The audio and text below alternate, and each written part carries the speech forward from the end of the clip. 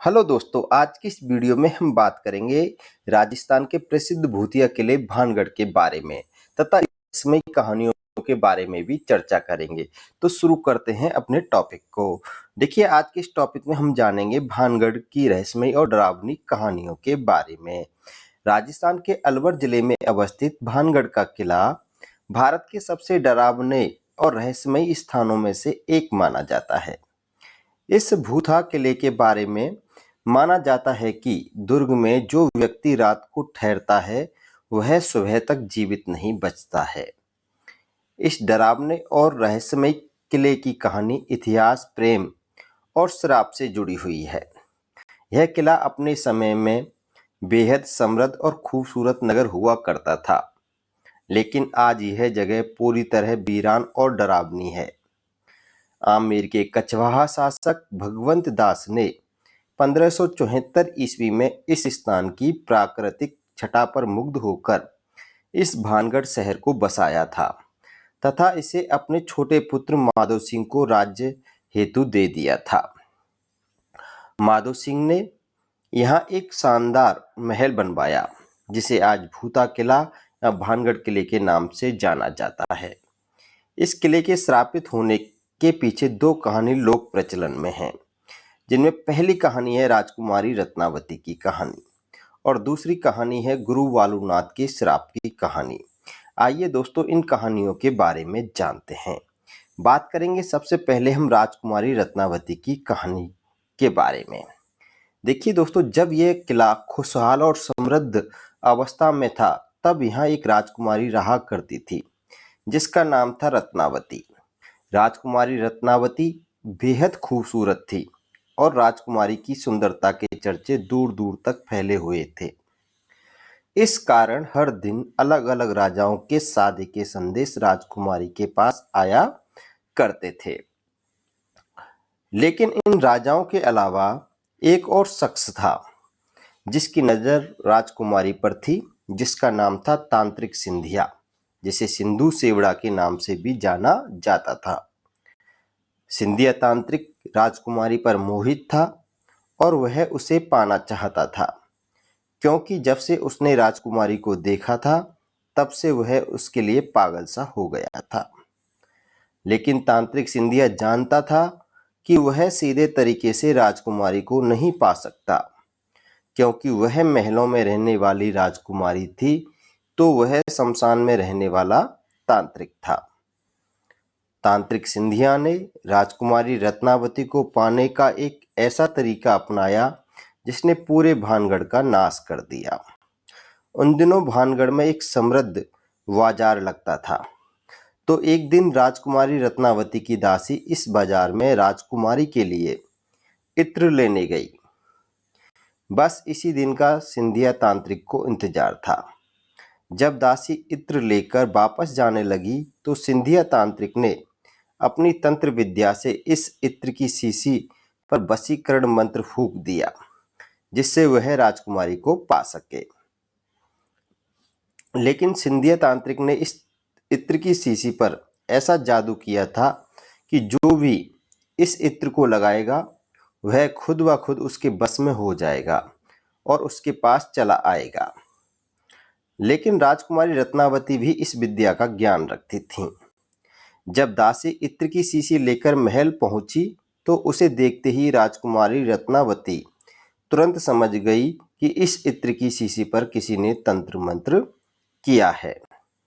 तंत्र मंत्र का शक होने के कारण राजकुमारी ने इत्र की शीशी को महल के बाहर पड़े बड़े पत्थर पर फेंक दिया और पूरा इत्र पत्थर पर फैल गया।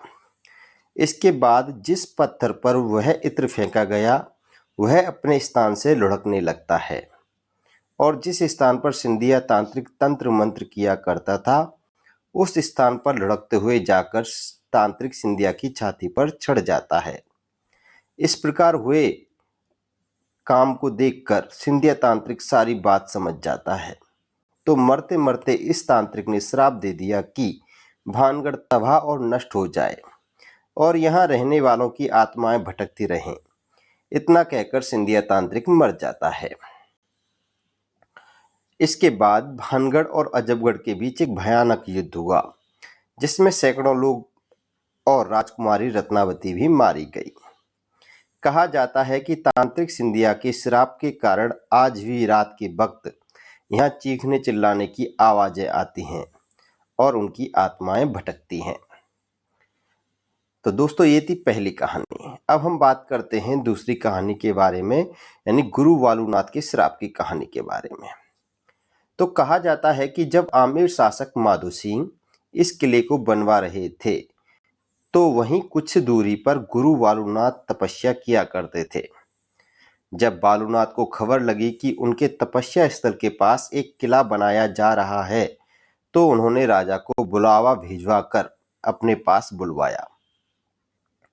जब राजा भगवंत दास और माधो सिंह गुरु वालुनाथ के पास पहुंचे तो उन्होंने कहा कि राजन, आप यहाँ किला बनवा रहे हैं, इससे मुझे कोई आपत्ति नहीं है, लेकिन इस बात का ध्यान रखना कि इस किले की ऊंचाई इतनी मत कर देना कि जिसकी परछाई दिन के किसी भी वक्त जहां मैं तपस्या करता हूं उस कुटिया को छुए। उस समय साधु संतों का बहुत आदर सम्मान किया जाता था और उनकी किसी भी बात की मनाही नहीं होती थी। तो राजा ने गुरु वालुनाथ के कहे अनुसार किले का निर्माण इसी प्रकार किया कि किले के किसी भी भाग की परछाई गुरु की कुटिया तक ना पहुंचे।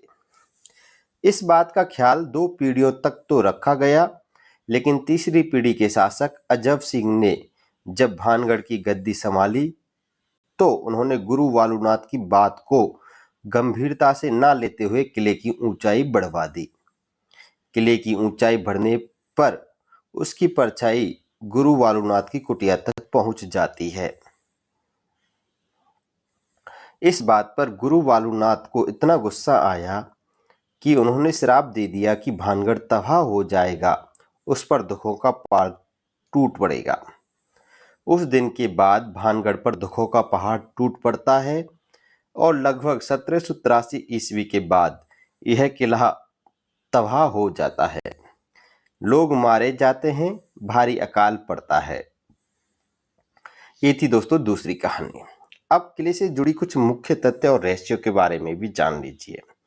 देखिए, किले में सूर्यास्त और सूर्योदय के पहले जाने की सख्त मनाही है, यानी आर्कियोलॉजिकल सर्वे ऑफ इंडिया यानी ASI यानी भारतीय पुरातत्व विभाग ने इस किले में सूर्यास्त के बाद और सूर्योदय के पहले प्रवेश पर सख्त पाबंदी लगाई है। खंडर कि अब यह जगह पूरी तरह से क्या खंडर में बदल चुकी है, जहां मंदिर, महल और बाजारों के क्या है अवशेष बचे हैं। स्थानीय मान्यता है इस किले के बारे में कि स्थानीय लोगों का मानना है कि आज भी यहाँ तांत्रिक और राजकुमारी की रूह भटकती है।